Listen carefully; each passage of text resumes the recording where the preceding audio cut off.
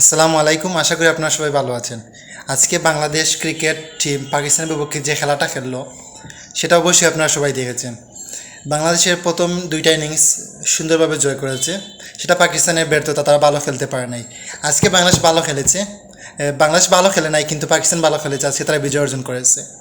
তো যেটা বিষয় লক্ষ্য করছেন, বাংলাদেশের যে ওপেনার, ফার্স্ট ওপেনার, তারা একদমই খেলতে পারে নাই। লিটন দাস, শেখ, নাইম শেখ একবারে বাজে খেলছে। তানজিম সাকিব, তানজিম তামিম এগুলা। তো এদেরকে, যেটা বিষয় হয়েছে, ওদেরকে রিপ্লেস করা দরকার বা ভালো, ওদেরকে ভালো ট্রেনিং দেওয়া দরকার। বাংলাদেশে অনেক দিন ভালো করে, অনেক দিন খারাপ করে। এই যে লিটন এক ম্যাচে ভালো করলে সব ম্যাচে খারাপ করে, 4-5টা বা 10টা খারাপ করে, তারপর একটা ম্যাচে ভালো করে। ওকে সরিয়ে অন্য কেউ আনা দরকার।